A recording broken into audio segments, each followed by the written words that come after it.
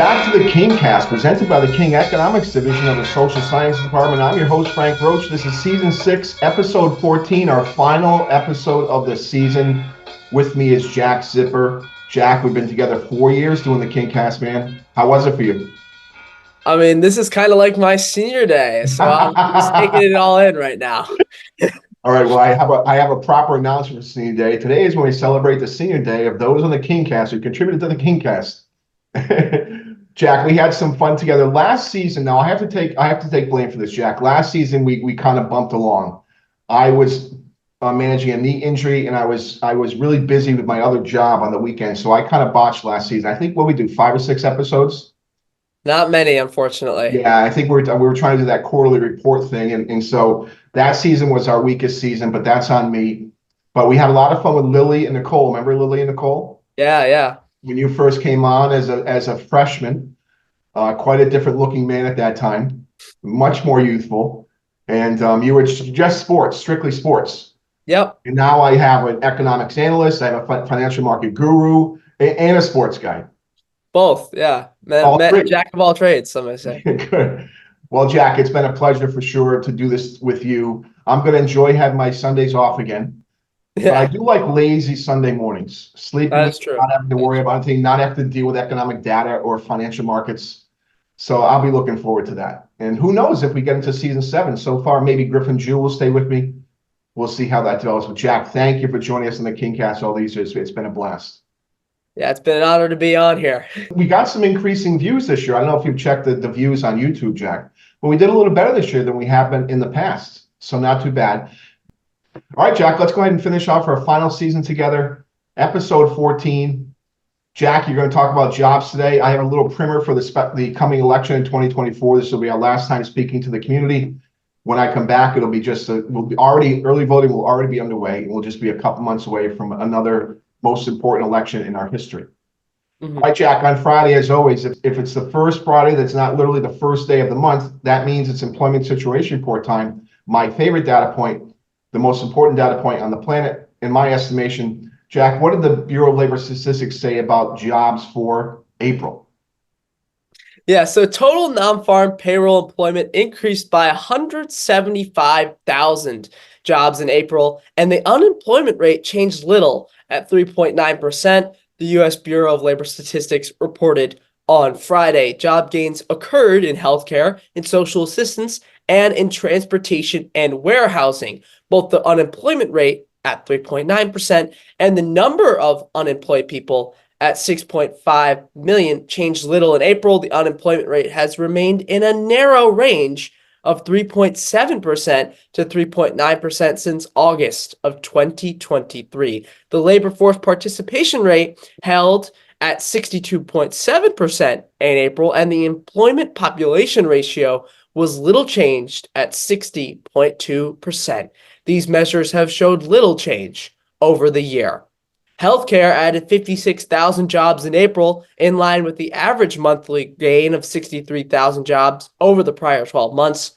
Employment in social assistance increased by 31,000 in April, and transportation and warehousing each added 22,000 jobs.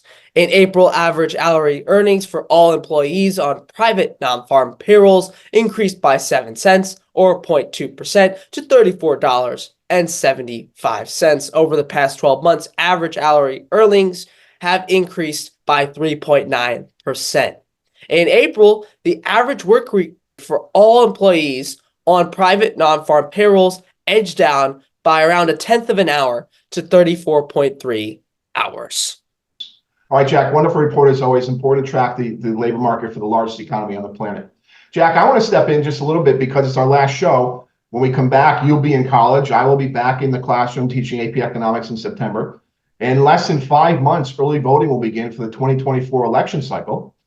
The presidential race obviously gets most of the attention, though we also have all of the U.S. House, a third of the U.S. Senate, state legislatures, and 11 governors' races up for election in November. Currently, 27 governors are Republican and 23 are Democrat.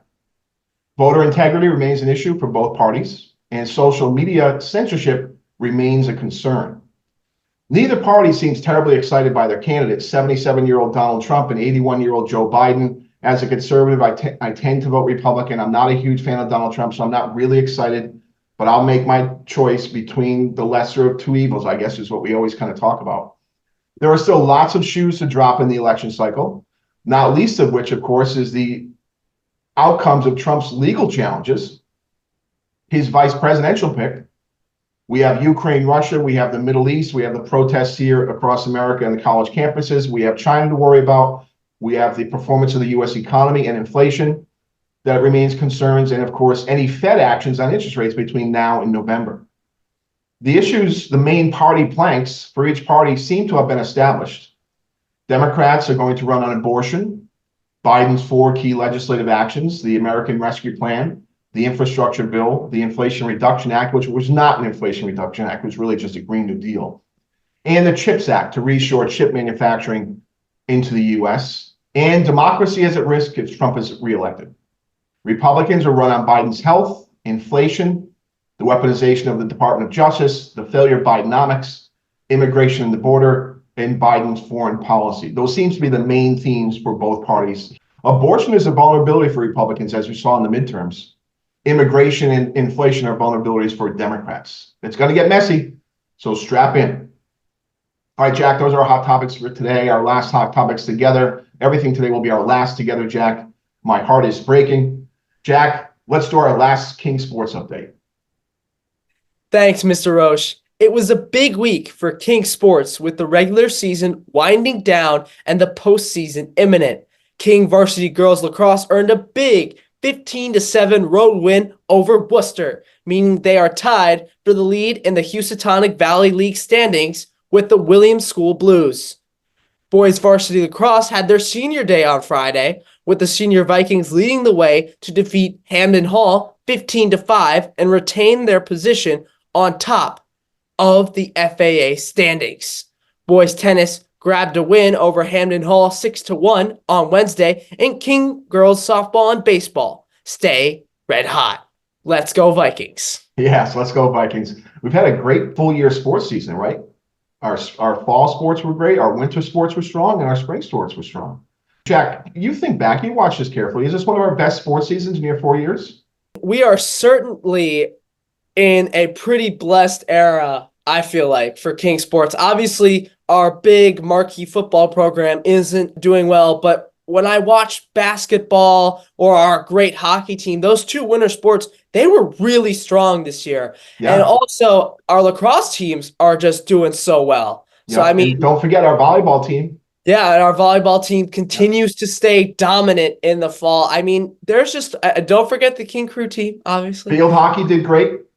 Yeah. Softball's doing great. Crew, how are we doing, Crew? Do we have a record? Do we have competition? Well, King is right now going to near us for their competition, so they have a regatta at Frederick Gunn this weekend. I do not know how they've done in that, but they're certainly competing for some of the top spots up there.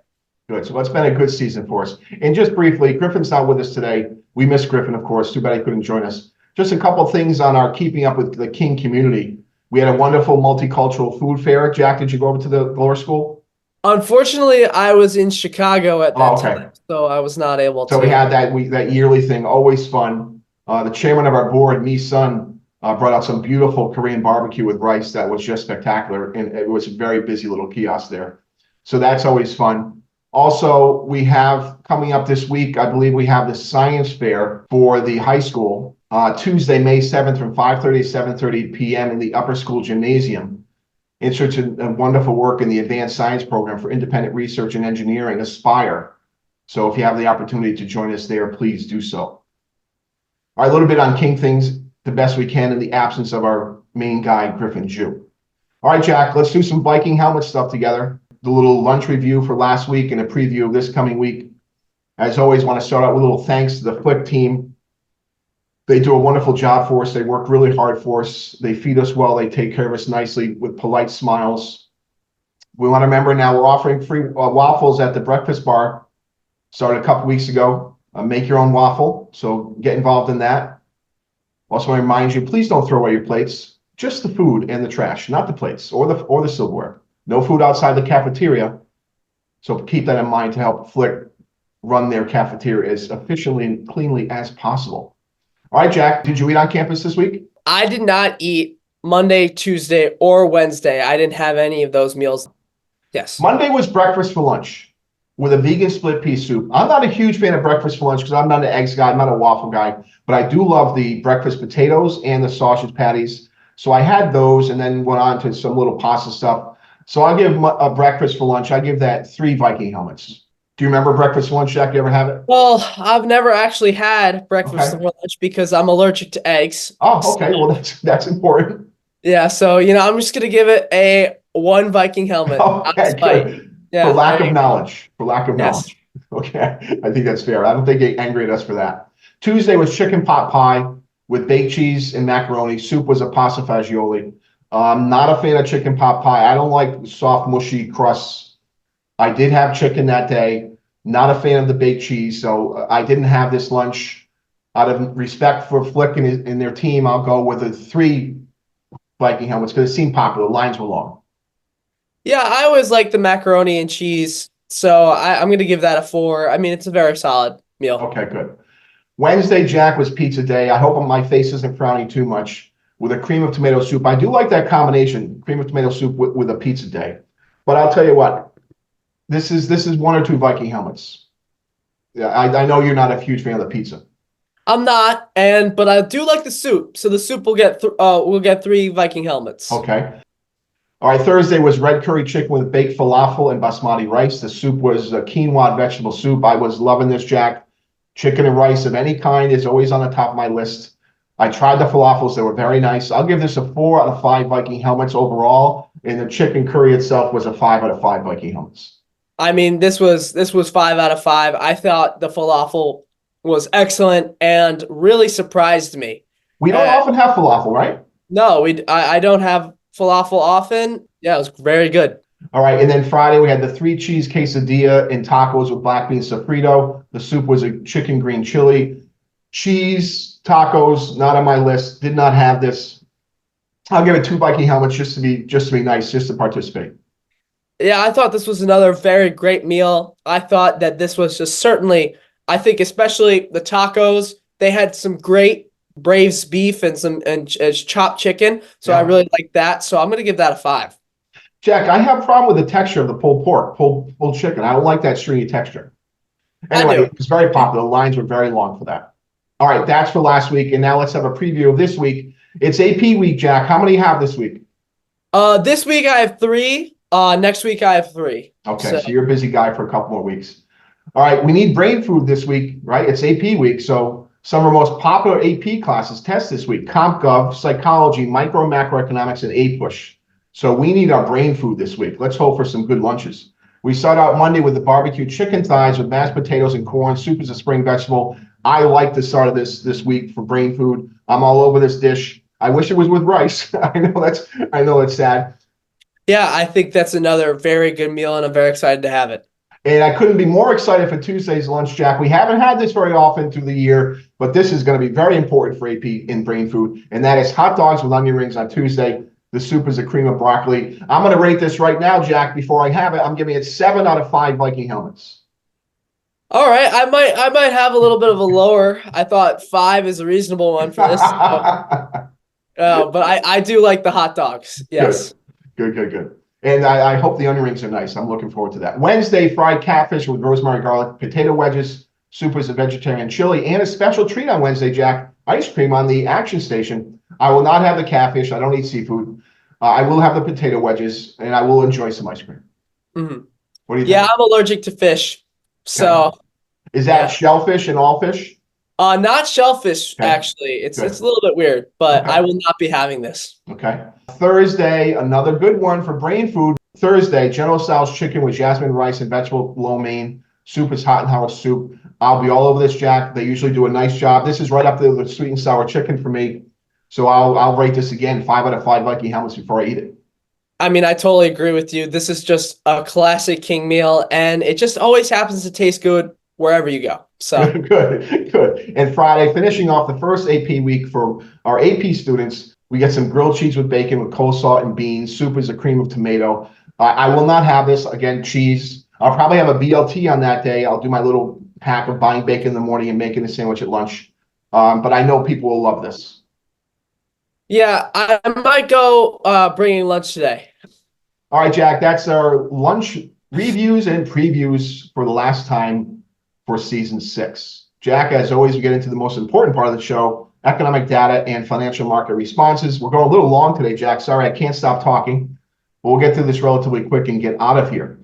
Data for the week ending May 3rd. Jack, start us off on Friday.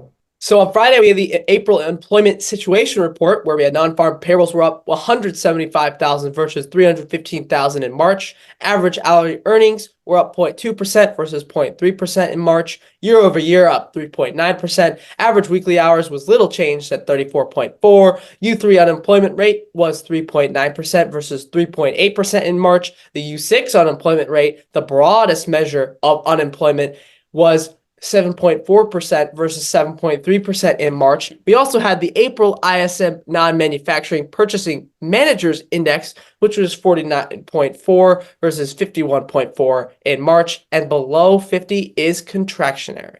Okay, a relatively weak report for us on the jobs market, inconsistent with the 1.5%, 2.5% growth economy. So not too surprising. Again, we find the weakness in most of the jobs went to foreign nationals instead of native borns. Most of the jobs, well, in fact, all the jobs were part-time jobs. No full-time jobs have been created in the past year on a net basis.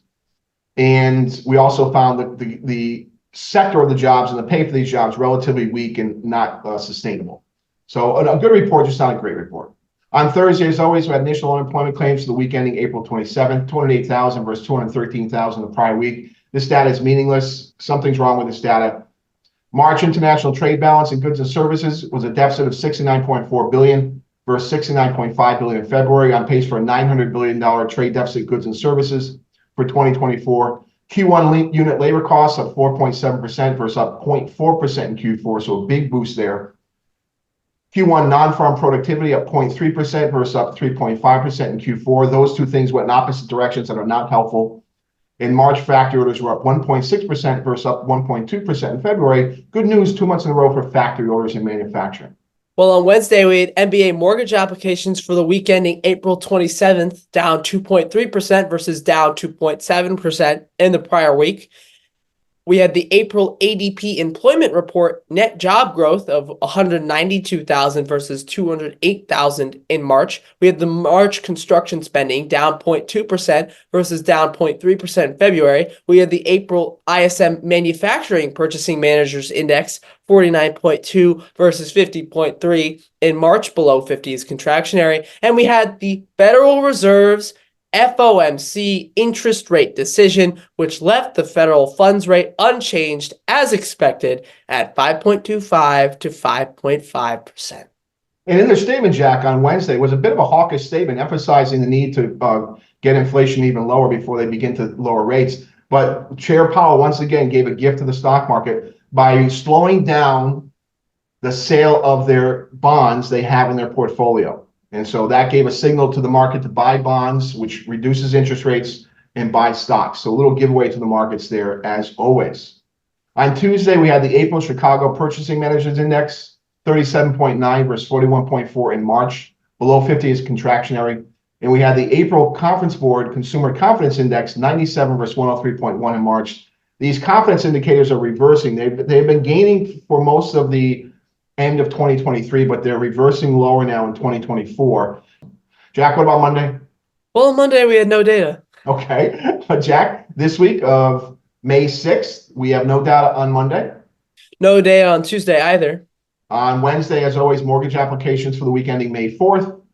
On Thursday, we have initial unemployment claims for the week ending May 4th. And on Friday, May University of Michigan consumer sentiment. The week after the employment situation report is always a quiet week when it comes to data. All right, Jack, let's see how markets reacted to the economic data for the week. Tell us about stocks. The S&P 500 opened the week at 5,114. The high for the week was on Friday at 5,132. The low on Wednesday was 5,016. And the market closed on Friday at 5,127, up 13 points for the week with a range of 116 points. Jack, if you were my trading counterparty for the past year, you'd be rich. Because what have I been doing with stocks for the past year? You've been selling rallies. I've been selling rallies and I've been wrong. And if you were on the other side, you'd be a very, very wealthy man. Anyway, the bond market checking in the benchmark 10-year U.S. Treasury bond yield opened the week at 4.7%, had a high on Wednesday of 4.7%. The low was on Friday at 4.47% and closed on Friday at 4.5%. Down 2 basis points for the week. The range for the week was 23 basis points. Pretty big range for the bond market. Remember, spurred on by Powell's dovish comment with respect to bond sales and the weak labor report on Friday. Jack, foreign exchange?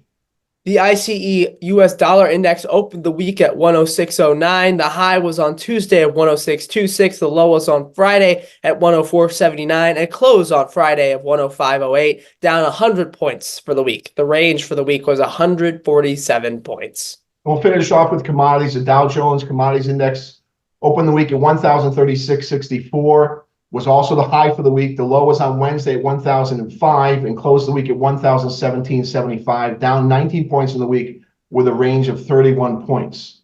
So higher stock prices again, interest rates lower, U.S. dollar was down small, and lower commodity prices. A better correlated week this week, although stocks remain an outlier. Right now, bad news for the economy is good news for stocks. All of the week's price action was driven by the drop in bond sales by the Fed and weak jobs report on Friday. All right, Jack, before we get into friendly reminders, let me just say again, pal, it was an honor and a pleasure to work with you for 4 years. Thank you so much for being part of my team. Jack, let's finish this off with our friendly reminders. I give you all of them except for my favorite one.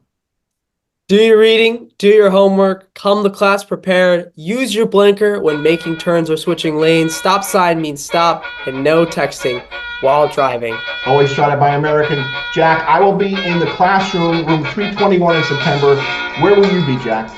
I will be at Dartmouth. Fantastic, pal. Congratulations. That's going to be a lot of fun, I'm sure. And by the way, a lot of work. Get ready, my man. 6 more years of school, you'll be done. 6 more years. Don't forget grad school. All right. That is it for us. Season 6 has come to a close. I don't know yet if we'll be back for Season 7, but stay tuned in September. We're out of here.